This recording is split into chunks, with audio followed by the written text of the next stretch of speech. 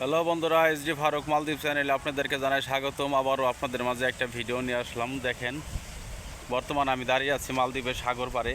তো বর্তমানে আমাদের যে প্রজেক্টটা চলতেছে, একটা রিসোর্ট, সেই রিসোর্টের একটা ভিডিও আপনাদেরকে দেওয়ার চেষ্টা করব। এই যে দেখেন, এখানে দেখা যাইতেছে সাগর পাড়ে একটা ঘর উঠানো হয়েছে। আসলে এই ঘরটা কিন্তু মূলত যারা কাজ করবে তারা থাকবে, আর যারা কাজ করে তাদের যে থাকার অবস্থাটা কীরকম সেটা আমি আপনাদের মাঝে তুলে ধরার চেষ্টা করতেছি। এই যে দেখেন, এখান দিয়ে কিন্তু পাথর বসানো শেষ। এখান দিয়ে পাথর বসানো শেষ। পাথর বসানো শেষে দেখা যাইতেছে যারা এই ঘরটা উঠানোর উদ্দেশ্য একমাত্র সিম্পলি অন্য লোকদের জন্য, আমাদের জন্য না। এই ঘরটাতে যারা দেখা যাইতেছে এই রিসোর্টের ভিতরে ঘর উঠানোর কাজ করবে, এই ঘরে কিন্তু মূলত তারাই এসে থাকবে।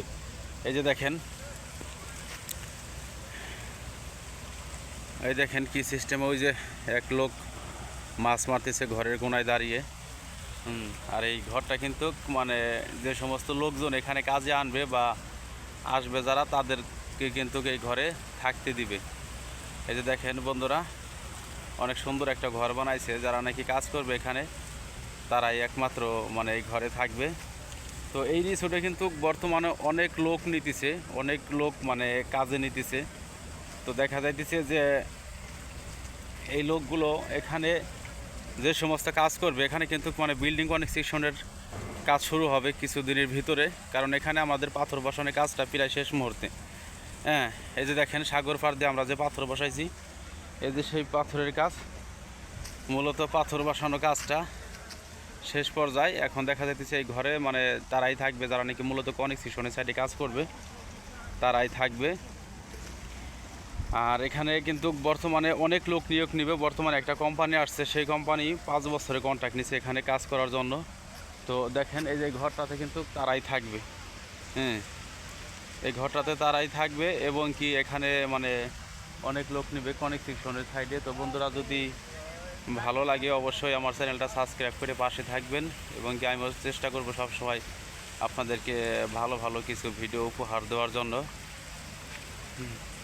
তো যারা মালদ্বীপ নতুনে আসবেন তাদের জন্য বলছি, যে দেখেন এরকমভাবে আসার পরে কিন্তু মালদ্বীপ রিসোর্টে কাজ করলে এরকমভাবে ঘরে আইসা থাকতে হবে। এটা হলো প্রবাসীদের থাকার একটা রুম।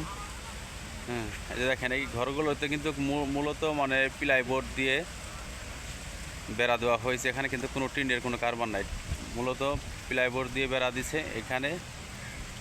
এটা এসি রুম হবে, ঠিক আছে। টিনের ঘর দিলে কিন্তু আপনার এসিটা তারা ব্যবহার করতে পারবে না। এই কারণে প্লাইবোর্ড দিয়ে দেওয়া, সাইডটা আটকানো আছে। এখানে প্লাইবোর্ড দিয়ে ঘর দেওয়ার কারণ এসির যে হাওয়াটা, ওটা কিন্তু বাইরে যেতে পারবে না, ঠিক আছে। তো যাই হোক বন্ধুরা, ভালো থাকবেন। যদি আমার চ্যানেলটা ভালো লাগে এবং কি মালদ্বীপের নিত্য নতুন ভিডিও পেতে আমার চ্যানেলটাকে সাবস্ক্রাইব করে পাশে থাকবেন। আমি চেষ্টা করবো সবসময় আপনাদেরকে ভালো কিছু উপহার দেওয়ার জন্য। ধন্যবাদ।